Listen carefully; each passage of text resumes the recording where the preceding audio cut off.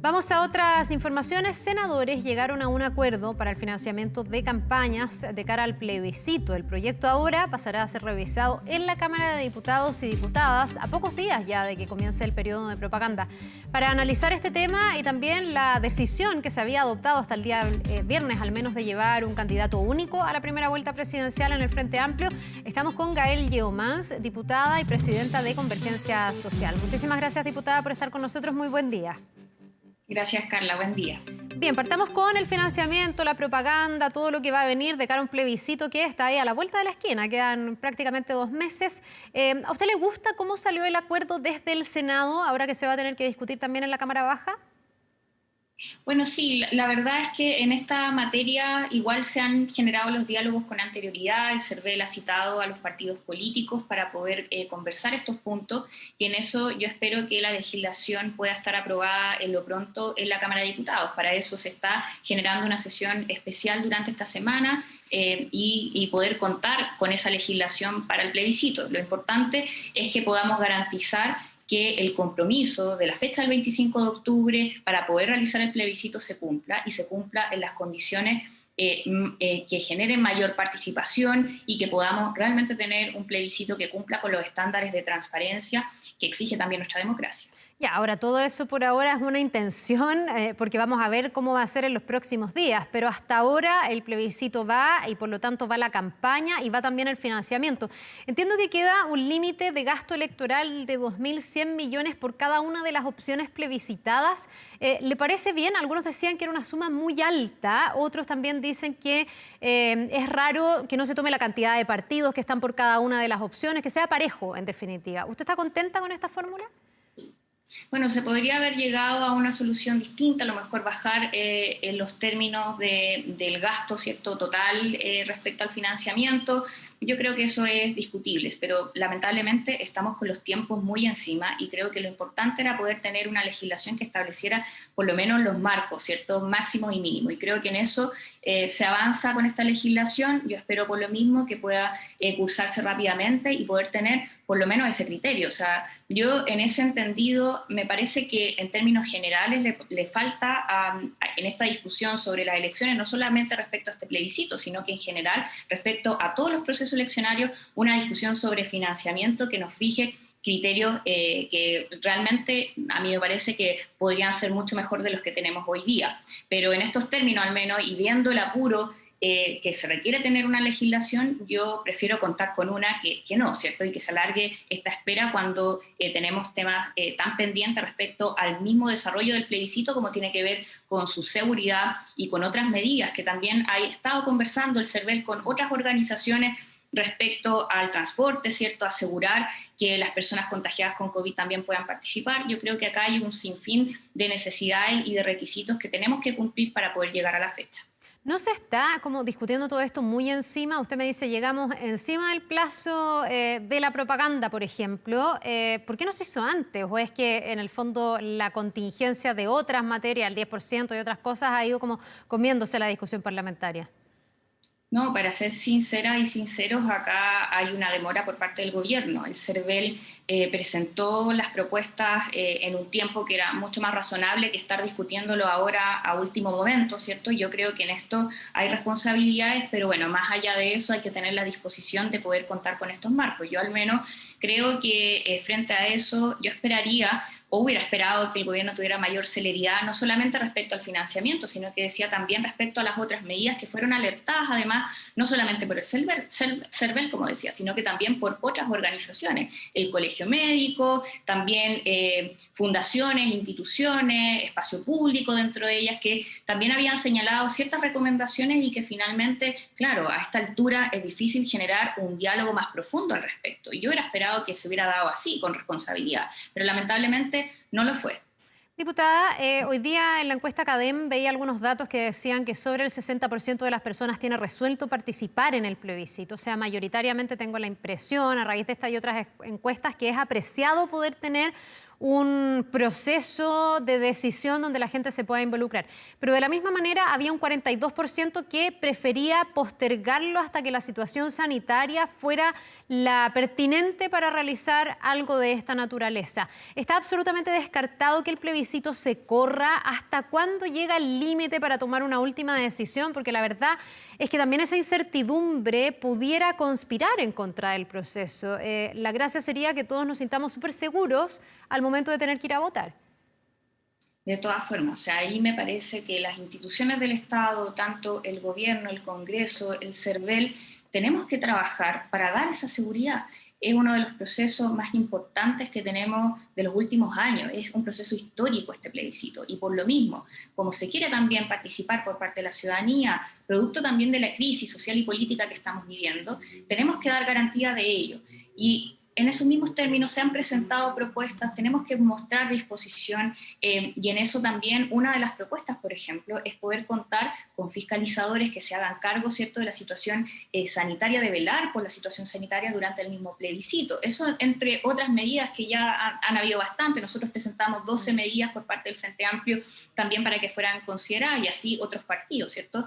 Y en esos términos a mí me parece que lo más relevante es que hoy día frente a este compromiso legal que hemos señalado el 25 de octubre como fecha para poder votar, ese compromiso se cumpla. Y a mí, lamentablemente, me ha preocupado algunas expresiones por parte de algunos parlamentarios que han establecido incluso algunos criterios. Por ejemplo, el parlamentario Urruti Goechea, que señala que para que tenga validez el plebiscito se debe generar una cantidad de quórum para que él considere que es válido, cuando no se ha tenido ese mismo criterio respecto a las otras votaciones. Entonces acá hay que ser responsable también con las señales políticas que sean.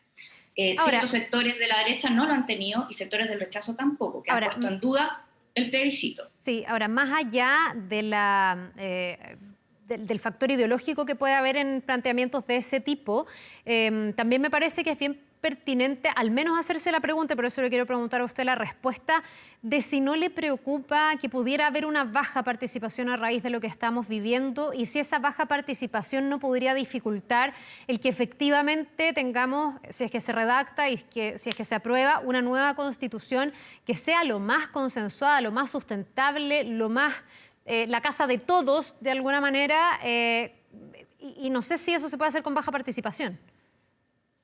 O sea, de todas formas, nosotros aspiramos a que exista una amplia participación en el plebiscito, pero para eso las señales deben ir en el sentido correcto, de dar seguridad, de dar garantía.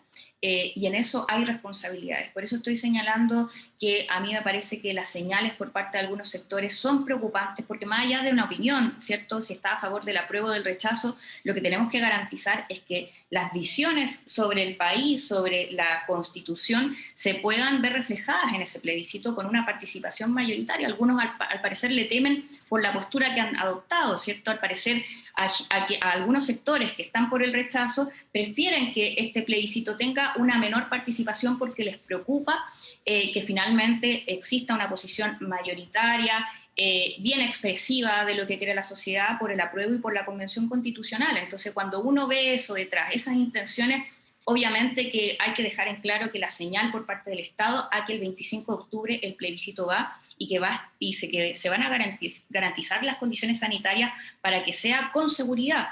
Y en eso también recordar, porque la presidenta del Colegio Médico señaló una frase que a mí me parece que es totalmente atingente, cuando dice: si se abren los malls, si se abren los centros comerciales, ¿cómo la gente no va a poder ir a votar en octubre, ¿cierto? Entonces, acá hay que ser coherente. A mí me parece que el doble estándar de algunos sectores de la derecha ha sido brutal en esta materia. Entonces están de acuerdo con reabrir los malls, los centros comerciales, con que los trabajadores vuelvan a sus lugares de empleo, pero no están de acuerdo con la participación ciudadana. Eso esconde más bien un motivo detrás que a mí me parece que es el temor de una derrota brutal, una victoria que sea mayoritaria del apruebo y de la Convención Constitucional. ¿Hay algún piso de participación que a usted le parezca el deseable?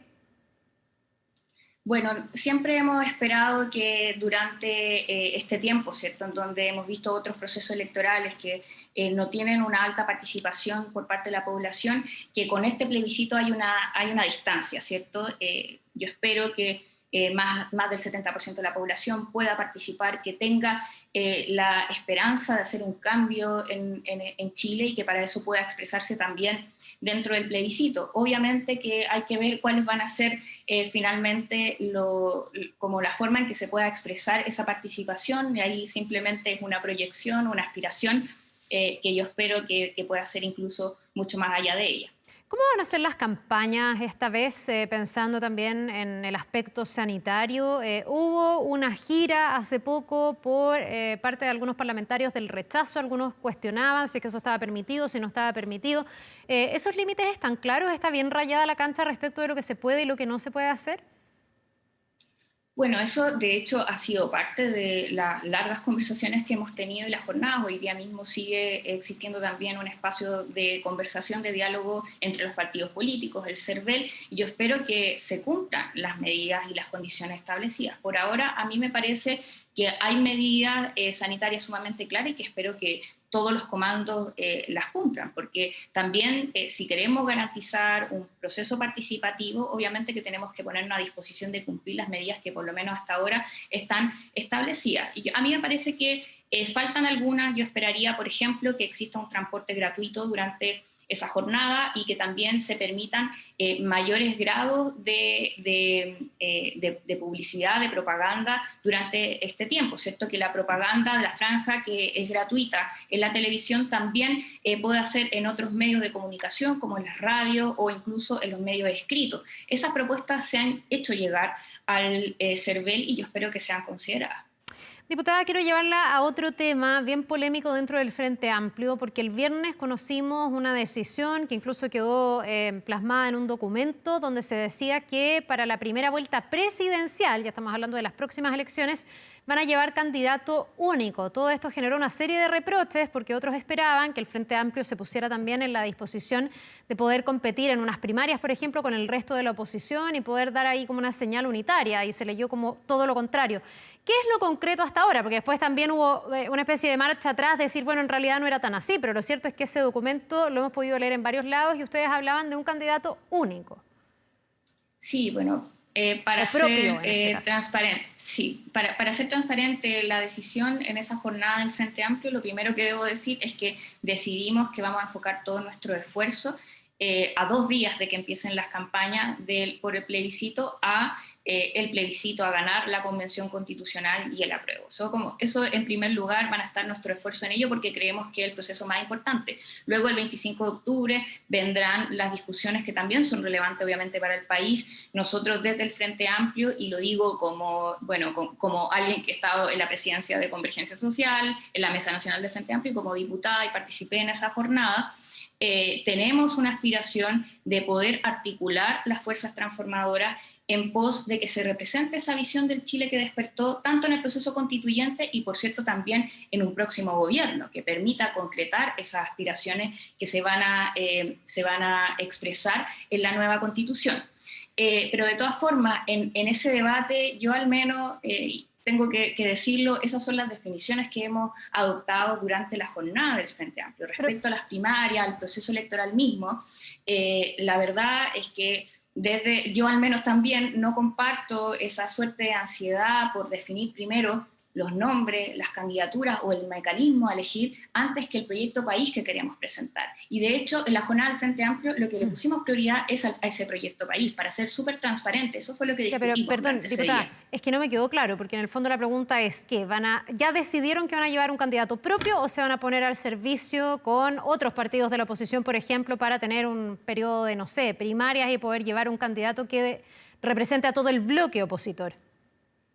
No, respecto a los mecanismos, ¿cierto? En cuanto a esas candidaturas, son temas que tenemos pendientes en el Frente Amplio, porque hemos puesto mayor prioridad a la construcción de ese proyecto distinto. Y acá también quiero responder un poco a esta como ansiedad de generar una unidad que puede ser totalmente falsa. ¿En qué sentido lo digo? O sea, cuando uno ve dentro de la convivencia, el diálogo con los otros partidos políticos, a veces tenemos algunas sintonías. Por ejemplo, yo coincido con el diputado Walker, Matías Walker, que está a favor del impuesto a los superricos o del retiro del 10% de pensiones, donde generamos, ¿cierto?, una amplia unidad.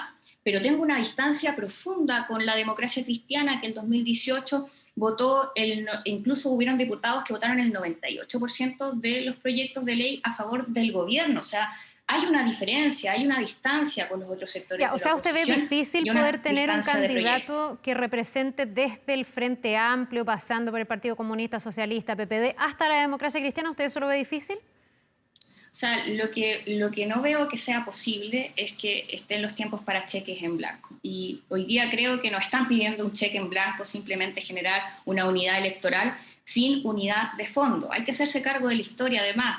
La nueva mayoría fue un proyecto, ¿cierto?, en donde se generó una unidad electoral, tenían mayoría en el Congreso, pero finalmente tenían entre sus filas a gente que remó en contra de su propio programa. O sea, recordemos que Ignacio Walker incluso dijo que no leyó el programa a la nueva mayoría. Entonces, acá hay que ser responsables. Lo que se requiere y lo que la ciudadanía requiere es una unidad que refleje realmente el Chile que despertó, el Chile de cambios. No estamos acá para entregar un cheque en blanco, una supuesta unidad que luego no se va a concretar en un programa de transformación. Diputada, pero usted lo lee al revés, porque usted dice hay una ansiedad de unión en el fondo de quienes nos emplazan a dar un cheque en blanco. La verdad es que todo el resto lo leyó al revés y voces internas del Frente Amplio también, de decir hay una ansiedad adelantándose al tema del plebiscito, fijando un mecanismo para las próximas elecciones, que es un reto posterior a pasar el plebiscito, y quebrando la unidad con la que se debe enfrentar el plebiscito justamente. Entonces, ¿quién fue el ansioso aquí? ¿Fue los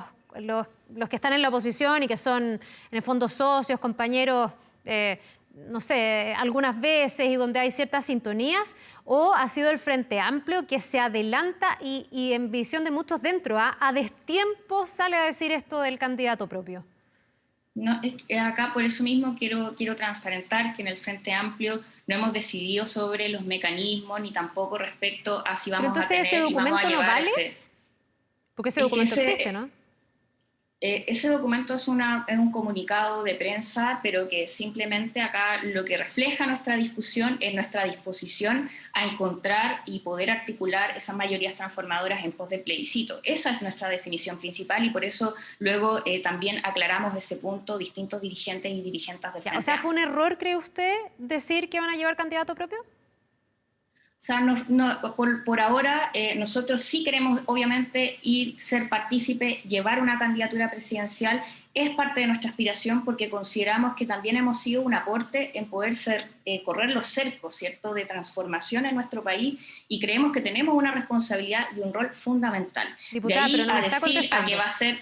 No, por eso mismo. Que le pregunto si es candidato propio para llegar a unas elecciones primarias y competir con el resto de la oposición y luego tener un candidato que los represente a todos o prácticamente a todos, o llegar a primera vuelta presidencial con candidato propio, porque ese es el reproche que se les hace, que eso no sería unitario, integrador con el resto de las fuerzas de la oposición. No, el llegar a primarias, todo ese tema es un tema, como te decía, de mecanismos que está pendiente, no es un tema definido en el Frente Amplio. Por eso quiero ser transparente con las definiciones que hemos tenido hasta la fecha, pero sí también decir, como respondiendo un poco a esta solicitud de unidad, porque yo ahí lo que veo es que primero transparentemos los proyectos políticos. ¿Cuál es el proyecto de gobierno supuestamente que nos concita a una unidad para responder a un proyecto de la derecha? Yo lo que he visto también, y nosotros hemos sido bien críticos en eso en términos concretos, ¿cierto? Los años de gobierno de la Concertación han tenido similitudes con los gobiernos de la derecha en términos de proyecto, y de hecho la derecha misma, e incluso el mismo presidente Sebastián Piñera, trata de decir que hay una continuidad. Y eso es obviamente preocupante para nosotros porque creemos que lo que se requiere hoy día es un proyecto que sustantivamente sea distinto, que en términos del modelo económico, el modelo de derechos, que se garantizan derechos, sea distinto. Y eso es lo que se espera, ¿cierto?, de quienes realmente nos consideramos de oposición, o si no, la verdad es que no hay una oposición como tal, si hay tanta similitud con la derecha. Bien, pues diputada Gael Yeomans, nos vamos a quedar pendientes a la discusión hoy día, todo lo que tenga que ver con el financiamiento, con la propaganda electoral y con las medidas para tener un plebiscito seguro. Muchísimas gracias, que le vaya muy bien. Gracias, Carla, que estés bien. Nos vemos.